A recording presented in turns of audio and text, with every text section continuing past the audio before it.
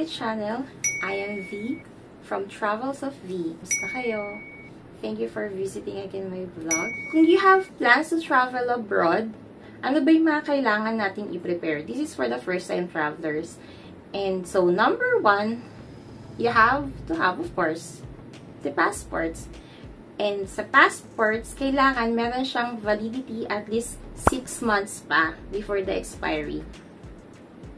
And then, number 2, if yung bansa na pupuntahan ninyo is nagre-require ng visa, so dapat ma-secure nyo din muna yung visa. Number 3, you have to prepare your plane ticket, the round-trip tickets, para pag chinek siya ng immigration officer, meron kayo mapapakita na this is your return ticket din, para ma-assure nyo sila na babalik talaga kayo na bansa natin. Number 4, if you have codes or yung mga vouchers dun sa mga pupuntahan ninyo, kanyari Disneyland, yung mga attractions sa mga pupuntahan nyo, if you have vouchers for that, i-save nyo na rin siya sa phone nyo, or kung gusto nyo, i-print nyo din siya.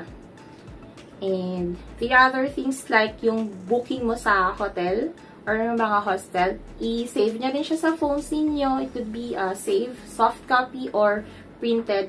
These are para lang pag tinanong kayo ng IO, meron kayong mapapakita at makikita nila na ang intention nyo lang talaga. Kung employed ka naman, isa sa mga kailangan mo rin ihanda is yung ITR mo, company ID, leave of absence, para ma-sure tayo. And sometimes, they even ask for payslip.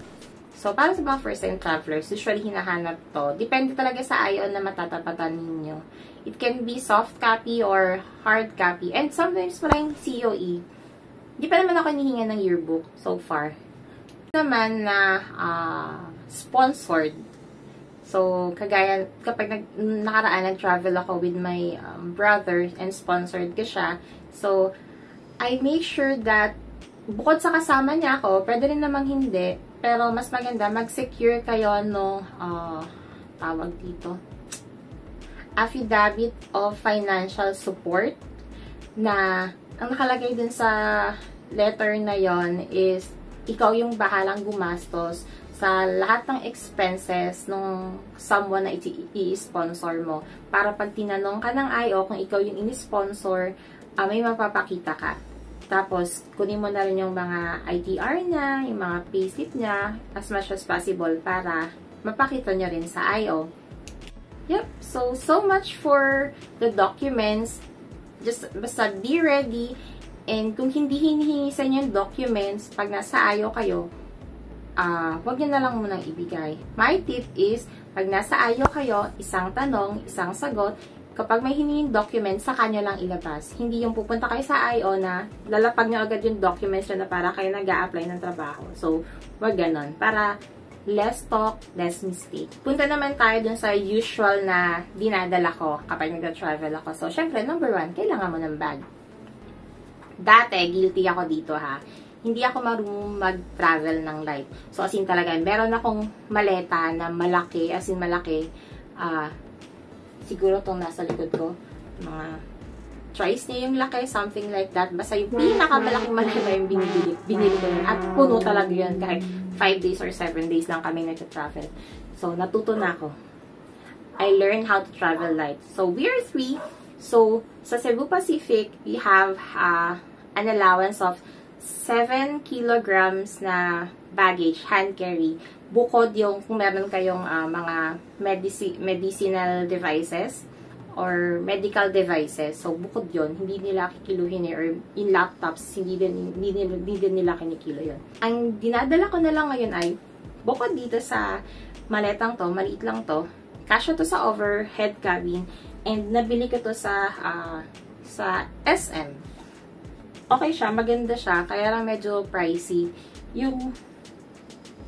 Yung brand na is Compass. I don't know, hindi siya known, pero for me, okay siya. Hindi maingay yung gulong niya. Tsaka magaang lang siya. And yung sa loob niya, maganda din. Masinsin yung pagkakatahe. So, it's been with me for 2 years pa lang. Mas matagal yung blue ko na maleta na binili. Pero medyo maingay yung gulong nun. Tsaka napalitan ko na rin yung gulong nun. Ito, 2 years ko na siyang ginagamit. At kasya siya sa overhead cabin. So, maganda. Isa pa sa dinadala ko ay ito. So, backpack. Ito is for me. Kinakita na siya. So, meron tong dalawang sections. The first section is para sa laptop. Kasi, I work from home. So, dala-dala ko yung laptop ko. Pero alam niyo, natuto na ako na hindi magtrabaho during travels. Mas masarap pala mag-travel nang hindi ka nagtatrabaho. You have this section for your laptop. And then dito, actually, kasha na talaga yung damit ko.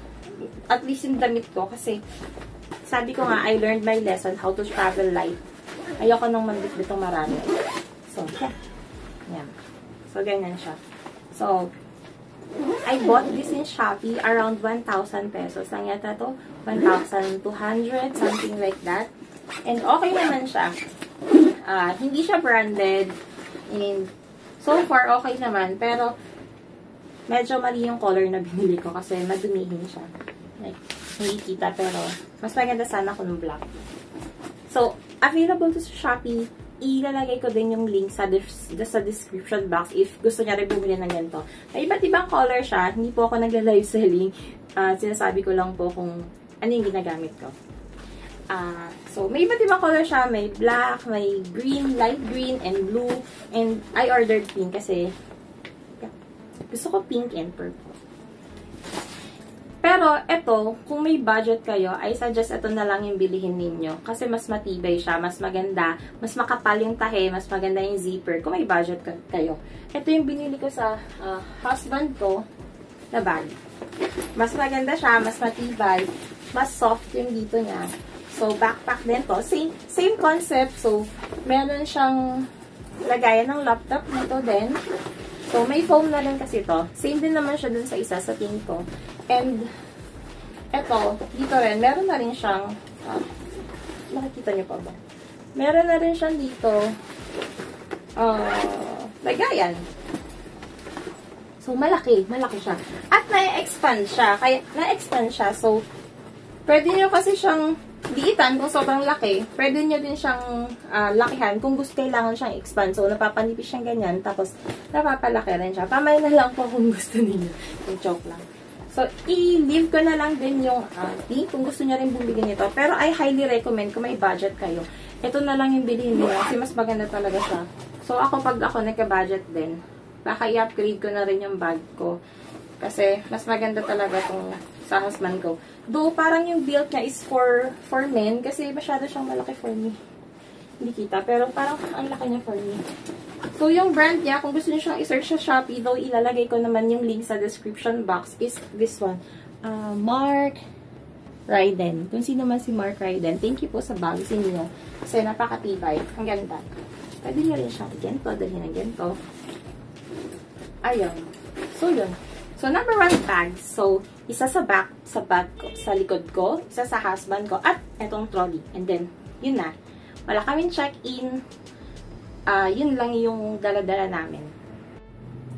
But make sure when you travel, tapos hindi kayo mag-check-in, i-follow nyo yung guidelines ng airlines ninyo. Kasi, minsan, may mga items na bawal sa hand carry lang. So, mare-record talaga kayo mag-check-in ng luggage ninyo.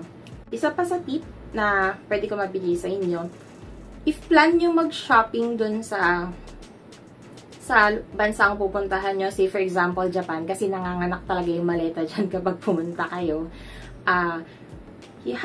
pwede kayong gumamit nitong maliit na luggage, tapos ilagay siya sa mas malaking luggage. So, for example, this one, I have this small luggage, right? So, pwede ko siyang ilagay dito sa luggage na to, mas malaki. So, kasya siya dito sa loob. So, hindi ko kailangan bumili ng additional na bag or luggage dun sa bansang pupuntahan ko. Kung kailangan kong magdala ng mga pasalubong. So, pasok niya lang siya sa loob ng malaking maleta. Tapos, i-check-in niya siya. Other than the bags, isa sa mga dinadala ko ay this one. I also bought this in Shopee. Drop ko na lang din yung link sa description box. Ito ay ginagamit ko siya to check yung weight. Minsan kasi yung hotel or yung hostel na tinutulayan namin is walang weighing scale. So, para hindi ako magulat or hindi kami mabigla at may adjust ko na yung pagkakasalansan ng mga items namin, nagdadala ko nito. Mura lang to sa Shopee. So, very helpful siya sa akin. 4 years na yata to sa akin or 3 years. Mura lang to sa Shopee. And then, other than weighing scale, also, nagdadala rin ako ng, medyo paranoid sorry. Hindi naman masama na mag-added ka ng layer ng security. So, nagdadala ako ng ganito. Second door lock. So, nilalagay ko siya sa pinto minsan kapag fit siya. So, meron naman siyang iba't ibang type. So, halos lahat naman nung napagbukan ko or nabuko na hotel or hostels is nag-fit naman to. Sa Shopee ko lang din siya na bili. So, ilalagay ko na lang din ulit siya sa description box. So, pag sinaksak mo siya dito, tapos inilagay mo to, hindi nila mabubuksan yung door mo kahit may susi sila kasi nakaharang to. So, kung gusto niya rin ng added security, lalo na kung babae ka, mag-isa ka lang nila-travel, maganda may ganito rin kayo. And then, I also have this retractable ID holders kasi lagi kaming gumagamit ng public transport sa ibang bansa, like sa Japan, yung Suica card nila, sa Hong Kong, yung mga octopus card nila. So, sa Singapore, di na kami bumili kasi Singapore nga pala, pwede yung GoTyme or GCash. So, nilalagay ko lang dito siya para kapag sasakay kami ng mga bus or card, tap lang ng tap, hindi mawawala. So, nakadikit lang siya sa bag ko or sa belt or sa pantalon. So, madali. Shopee din to. Batang Shopee tayo. And then, eto rin, meron din ako nitong universal adapters. So, Omni yung brand niya, pero available din sa Shopee. Kung ayaw nyo sa Shopee, available siya sa mga stores like Handyman or mga Ace Hardware. So, marami na siya. Halos cover niya naman yung ilan sa Asia. Yan. Iba't iba yung saksakan niya. So, ayun. Kung gusto nyo, helpful din to sa akin. So, madami na kasi siyang klase. So, nagamit ko to sa Japan, Hong Kong. Doon ko parang nagamit ko siya doon. Ayun, di ko na mabalik. Anyway, so, Omni. Or try din kayo ng ibang brands kung may makita kayo. Pero so far, ito, matibay siya, Omni. Baka naman. And then, ano pa ba yung dala ko? Also this, payong, isang payong, just in case. Maliit lang to. Very small. Optional, pero helpful siya sa akin, lalo na kapag biglang ulan or sobrang init. Very helpful siya sa akin. And then, minsan kasi, yung mga provided na toiletries dun sa hotel or hostel na tinutulayan namin, hindi hiyang nung scalp or nung skin namin, lalo na may kids ako. Kaya nagdadala talaga ako ng mga small bottles na nilalagay ko dito yung shampoo or yung body wash. So, ayun. Maganda rin kung magta-travel kayo, may ganito kayo. Pero kung gusto niyo naman, bilhin na lang kayo doon sa stores nila. Okay din. Pero kung nagtitipid kayo, gaya ko, bilhin na lang kayo ng bottles. Tapos salin nyo na lang yung shampoo ninyo or body wash ninyo. And, of course, I have my own set of toiletries, toothbrush, toothpaste, kung ano pa.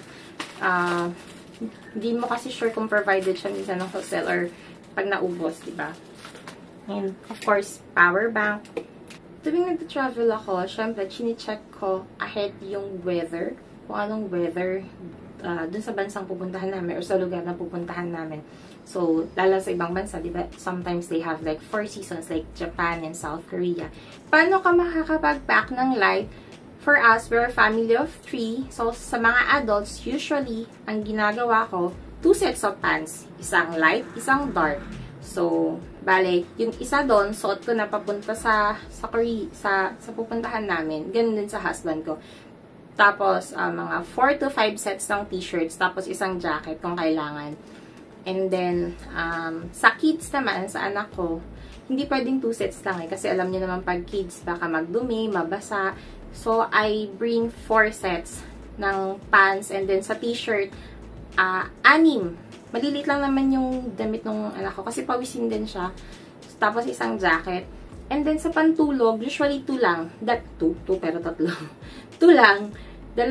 So, wash, parang, siyempre matutulog ka lang naman. So, 2 lang dinadala ko. And, I look for a hostel or a hotel na merong available na laundry or at least merong near na laundry shop. So, para kung bitin yung dala kong damit, makakapag-wash ako. Hindi kung okay sa inyo mag-wash. Yun yung technique para makapag-travel kayo ng light. Unless, ayaw nyo na siyang laban, suotin nyo na lang ulit. I-video ko kung paano ako nag-empake, kung ano yung mga dala namin, at kung talaga bang magkakasya siya dun sa mga bags na dala-dala, nagagamitin ko.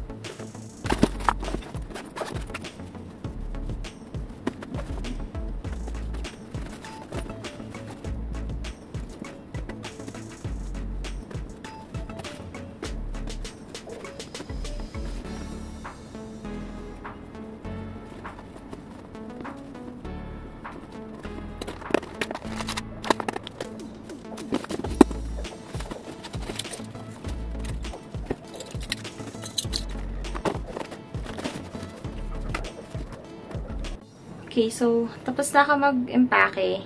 Ang gamit namin kakatapos ko lang. Ito yung una kong bag. Maluwag pa siya. Meron pang space dito. And then, the second one is ito. Yep, maluwag pa rin siya. Pero sakto lang to. Tingin ko, sakto lang siya. And then, itong maleta namin, meron pa dun space. Pero kikiluhin ko siya kung tiga 7 siya. Kasi kung hindi, kailangan siyang pag-iwa-iwain. So, yan. Yan lang yung dala namin. Forgot to mention na nagdadala nga rin pala ako ng mga medicine or gamot namin kasi mahirap maghanap dun kapag lalo na hindi mo alam yung mga gamot na tinitindan nila dun. Tsaka minsan, hindi sila nagbebenta ng over-the-counter lang. Kailangan may reseta ka ng doktor. So, as much as possible, magdala na rin kayo ng mga medicines natin. Panlagnat, sipon, ubo, hilo, allergy kung may allergy kayo. Okay, so ngayon, i-check ko kung what yan to? Ayan, kg. So, naka-kg na siya. So, check ko kung 7 kg siya. First is yung pink. Yung sa akin. Ayan. So, ganito ko na siya ginagamit. Then, buhat natin. Ay! Namatay. Sorry. ulit na tayo. Okay. Kargahin natin siya. Oh. So, siya ay 3 halos 4 kg lang to. Yay! 4 kg lang siya. Hindi ko sure kung kayang pangta. So, basta 4 kg lang siya. Nice! 4 kg. Okay, yun naman yung maleta naman yung ikikilo natin. Downside nga pala ng maleta, syempre, may added weight na siya. So, kung bibili kayo ng maleta, medyo lightweight yung bilhin nyo. Though, ayun. Minsan kasi yung mga lightweight, hindi ganun ka-tibay eh. Marurupok yung mga plastics. So, ito, sana 7 kg lang din siya. 1, 2, 3, Ha? Hindi gumana. Ulit. Okay, let's try again. Okay, go. This one is 6.5. Okay? So, 7 kg pa rin siya. Yan yung dala-dala ko mga bag. Lahat siya kasya sa overhead carry. Hindi kailangan mag-check-in since meron pa rin tayong mga excess na na weight pa. Pwede pa magsiksik ng ibang gamit. Pero okay na kami dyan. I hope nakatulong tong video na to, lalo na sa mga first-time travelers. Kung may mga questions pala kayo, comment down below lang kayo and I will answer them as much as I can. And if you're gonna book tours or rental sa car using Klook, I have my promo code TOV Klook. You can get a discount from 3% up to 5% discount. Salamat muli sa panonood ng aking video. And sana sa mga susunod na mga videos na ipoproduce ko, kasama ko pa rin kayo. Yun lang, hanggang sa